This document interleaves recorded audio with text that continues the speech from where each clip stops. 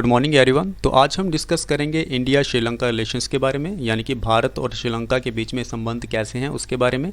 आप सभी को पता है कि जो हमारा पड़ोसी देश होता है उसके साथ या तो हमारे संबंध बहुत ही अच्छे होते हैं या बहुत ही बुरे होते हैं। जैसे कि हम भारत और पाकिस्तान की बात कर सकते हैं, हमारे रिलेशनशिप बहुत बुरे हैं। आप भारत और चाइना की बात कर सकते हैं, हमारे रिलेशनशिप बहुत बुरे हैं। रशिया और बेलारूस को अगर आप देखें तो दोनों की रिलेशनशिप बहुत ही अच्छे हैं। तो ये डिपेंड करता है कि हमारा जो पड़ोसी देश है वो कैसा है। लेकिन जब हम इंडिया और श्रीलंका रिलेशंस की बात करते हैं तो यहाँ ना तो हमारे रिलेशनशिप बहुत ज़्यादा अच्छे हैं, ना ही बहुत ज़्यादा बुरे हैं, मतलब ठीक ठीक है। तो आज हम डिस्कस करेंगे इंडिया श्रीलंका रिलेशंस के बारे में। सबसे पहले मैं आपको बता दूं कि भारत और श्रीलंका का जो रिलेशनशिप है वो हिस्टोरिकल रिलेशनशिप है, क्योंकि एम्पायर जो अशोक थे उनके टाइम से ही हमारे जो रिलेशनशिप थे श्रीलंका के साथ वो बढ़ने लगे थे। India has ancient links with Sri Lanka since the rule of empire Ashoka.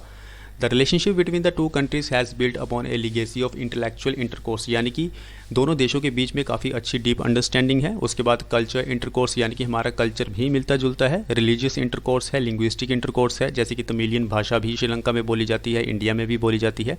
तो ये चार ऐसी चीज़ हैं जिससे कि हमारे रिलेशनशिप, हमारे जो संबंध है वो ठीक हैं।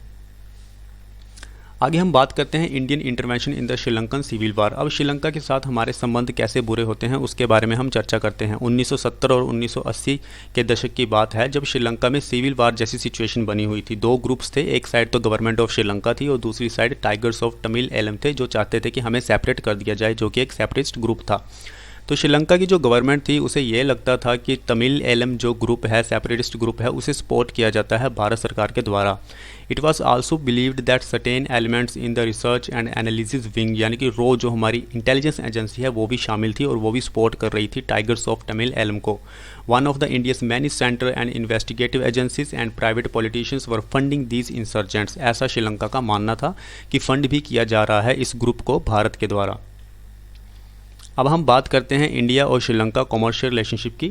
Sri Lanka has long been a priority destination for direct investment from India. Bharat चाहता है कि श्रीलंका में ज़्यादा से ज़्यादा इन्वेस्टमेंट की जाए, क्योंकि भारत अगर ऐसा नहीं करेगा तो श्रीलंका दूसरे देशों के पास जाएगा, जैसे कि वो चाइना के पास गया था। लेकिन चाइना के साथ वो गया था, उसका नुकसान भी श्रीलंका को झेलना पड़ा था। Sri Lanka is also one of the India's largest trading partners in SAARC, South Asian Association of Regional Cooperation. Trade between the two countries grew particularly rapidly after the entry into the force of the India-Sri-Lanka Free Trade Agreement in March 2000।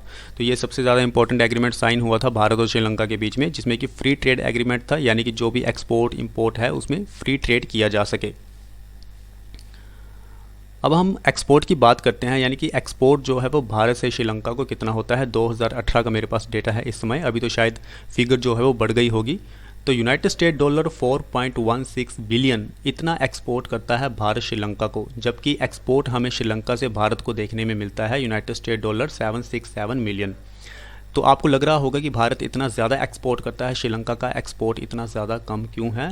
देखिए, श्रीलंका जो है वो एक छोटी state है, यानी कि इतनी बड़ी नहीं है जितना बड़ा भारत है। तो भारत में प्रोडक्शन ज़्यादा होती है, श्रीलंका में प्रोडक्शन थोड़ी कम होती है, तो उसी हिसाब से एक्सपोर्ट जो है वो भारत से श्रीलंका को ज़्यादा होता है। इंडिया श्रीलंका सिक्योरिटी कोऑपरेशन की अब हम बात करते हैं। तो श्रीलंकन जो मिलिट्री पर्सनल्स होते हैं उसको भी ट्रेन किया जाता है भारत के द्वारा। ज्वाइंट मिलिट्री ट्रेनिंग एक्सरसाइज भी हमारी हुई थी इंडियन आर्मी और श्रीलंकन आर्मी के बीच में, फॉरेन ट्रेनिंग नोड पुणे में। January 2021 India sent a batch of 5 lakh कोविड-19 वैक्सीन टू श्रीलंका। तो हमने एक रिलीफ भी प्रोवाइड करवाया था श्रीलंका को, हमने 5 लाख कोविड-19 वैक्सीन भी भेजी थी। उसके बाद हम बात करते हैं conflicts in India Sri Lanka relations. तो देखिए, सबसे बड़ा कॉन्फ्लिक्ट जो हमें हर साल देखने को मिलता है वो ये है कि श्रीलंका की जो नेवी है वो अरेस्ट कर लेती है इंडियन फिशरमैन को, जो मछली पकड़ते हैं।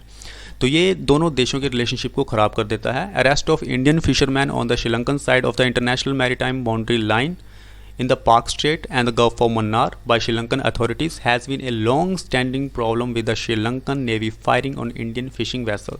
तो जो इंडियन फिशिंग वेसल्स होते हैं उसमें भी कई बार फायरिंग शुरू कर देती है श्रीलंकन नेवी। तो आज हमने डिस्कस किया भारत और श्रीलंका के रिलेशनशिप के बारे में। तो मिलेंगे नेक्स्ट वीडियो में। हमारी जो इंटरनेशनल रिलेशन की जर्नी है वो शुरू हो चुकी है। पिछले कल भी हमने डिस्कस किया था, पिछले कल हमने इंडिया और इजिप्ट रिलेशंस के बारे में डिस्कस किया था। आज हमने इंडिया श्रीलंका रिलेशनशिप के बारे में डिस्कस किया है।